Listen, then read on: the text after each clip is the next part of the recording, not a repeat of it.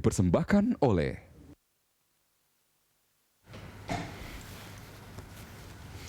Halo, apa kabar pemirsa? Senang sekali rasanya saya Doni De Keizer dapat kembali menjumpai Anda.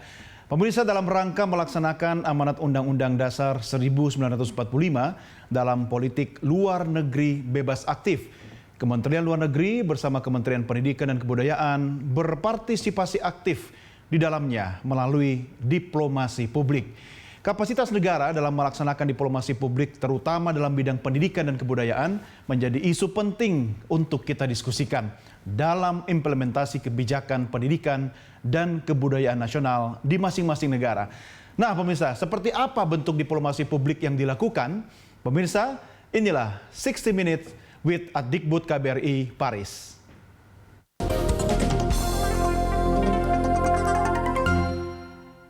dipersembahkan oleh Ya pemirsa, untuk membahas lebih lanjut kita telah terhubung secara video conference bersama Profesor Warsito, Atase Pendidikan dan Kebudayaan untuk Kedutaan Besar Republik Indonesia di Paris, Prancis. Prof. Warsito, apa kabar? Alhamdulillah baik Mas Doni, terima kasih. Terima kasih Prof sudah bisa berjumpa dan berbincang-bincang bersama kami di Berita Satu. Prof, saya ingin tahu kabar Anda dan seluruh Kedutaan Besar Republik Indonesia yang ada di Paris, Prancis, termasuk warga negara kita di sana secara umum, bagaimana kondisinya Prof?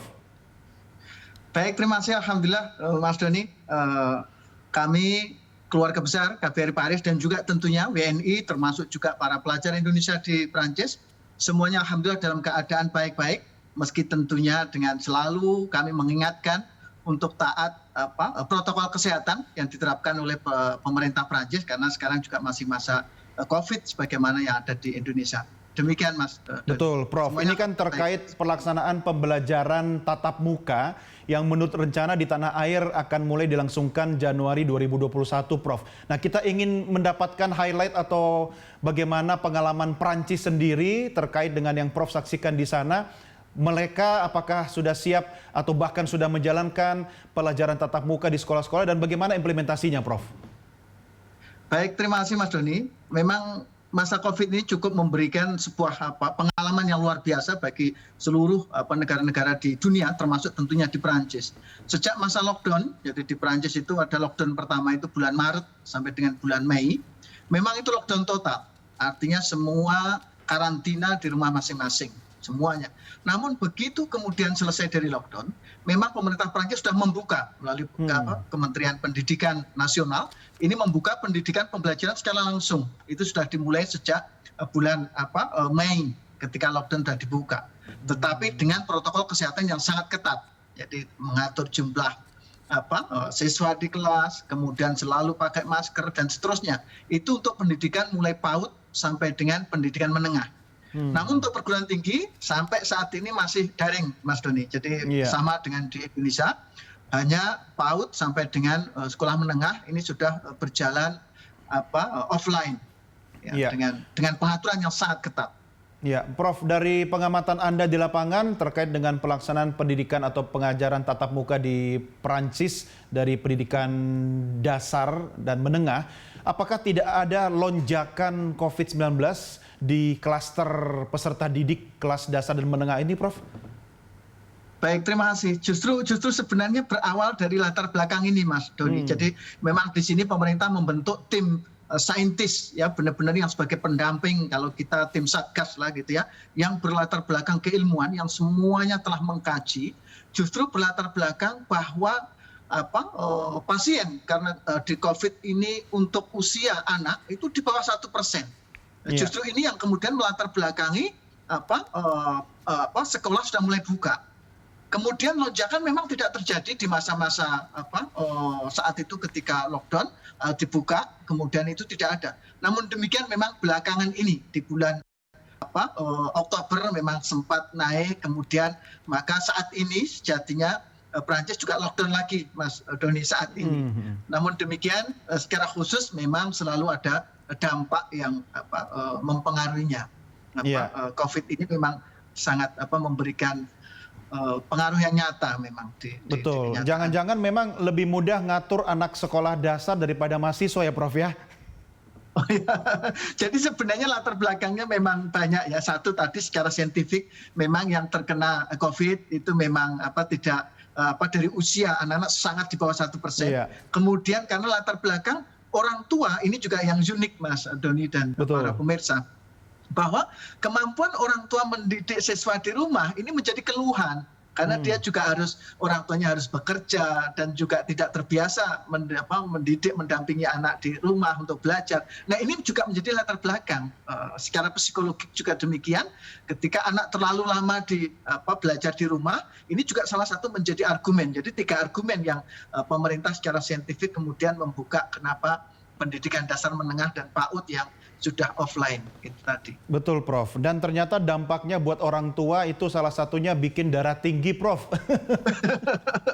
Prof. Tapi lebih-lebih Mas Doni sebenarnya itu terjadi justru di Prancis itu banyak kendala karena memang secara profesional orang tua jarang tanda kutip mendidik anak belajar di rumah. Semuanya kan full day, model sekolahnya dari pagi sampai dengan sore. Lain dengan kita, orang tua berinteraksi, mendampingi. Ini justru kelebihan bagi kita masyarakat Indonesia yang hubungannya sangat dekat terkait dengan anak. Ini menarik, Prof. Apa yang bisa kita ambil dari pelajaran dan pengalaman pemerintah Prancis? Artinya begini, bagaimana pemerintah Prancis itu menangani dari sisi penegakan hukumnya agar masyarakat itu disiplin, khususnya masyarakat atau orang tua yang memiliki anak-anak peserta didik di tingkat dasar dan menengah tadi. Sehingga kita bisa ambil pelajaran untuk diterapkan di tanah air, Prof.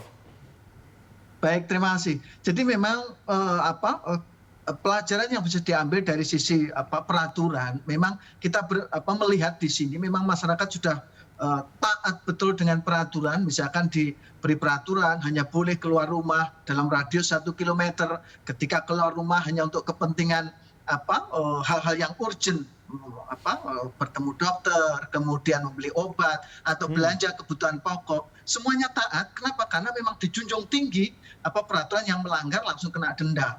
Demikian juga di sekolah gitu. Di sekolah ketika misalkan ada yang tidak pakai masker dan sebagainya, itu langsung dikomunikasikan dengan orang tuanya. Jadi semua terintegrasi, dan bahkan wali kota itu selalu mengatur melihat sekolahan, kesiapan sekolahan itu selalu ditinjau bagaimana kesiapan hand sanitizer-nya, kemudian bagaimana petunjuk keluar masuknya, jarak antar bangku, anak didik, jumlah peserta didik, ini semuanya benar-benar diperhatikan sehingga ketika memang belum siap ya memang tidak boleh buka gitu. Jadi ini yang luar biasa. Ya, Prof, dalam implementasi protokol kesehatan di sekolah misalnya, terkait misalnya dengan social distancing, kemudian menjaga agar tetap peserta didik itu pakai masker, cuci tangan, dan seterusnya itu, apakah itu merupakan kebijakan yang diawasi oleh pemerintah langsung, atau merupakan usaha swadaya ya dari pengelola sekolah itu sendiri, Prof? Baik, terima kasih. Jadi memang ada 2 hal. Tentu ketika sekolah itu sekolah publik, artinya sekolah negeri, itu semuanya full di-cover oleh pemerintah daerah sesuai dengan kewenangan level sekolah itu. Jadi sepenuhnya dikelola oleh pemerintah daerah. Kemudian adapun tadi siapa yang mengawasi, jadi menarik sekali untuk yang PAUD sampai dengan pendidikan menengah, pada dasarnya orang tua atau pemerintah itu masih mengizinkan anaknya nggak datang ke sekolah, itu diberi kebebasan pada dasarnya. Tetapi rumah tangga yang orang tua harus melaporkan dan siap dikunjungi oleh pengawas, Mas Doni. Jadi memang ada pengawas khusus yang pengawas ini diterjunkan untuk melihat yang mereka-mereka yang orang tuanya memilih anaknya belajar di rumah. Itu kemudian dikunjungi oleh pengawas ini. Jadi sampai contoh waktu lalu saya ketemu langsung dengan salah seorang pengawas dari salah satu kabupaten atau kota di sini, bercerita dari 6.000 peserta didik itu ada sekitar 15-an peserta didik yang orang tuanya memilih di rumah. Jadi pengawas ini keliling, apa benar pada jam belajar anak ini belajar, terus bagaimana orang tua apa yang ini bentuk best practice, praktek baiknya seperti itu, Mas Don. Baik, menarik sekali, Prof. Warsito. Masih banyak yang ingin saya diskusikan, tapi kita rehat sejenak, Prof. Pemirsa, 60 Minutes bersama Atas Pendidikan Kebudayaan KBRI Paris akan kembali sesaat lagi. Tetap bersama kami.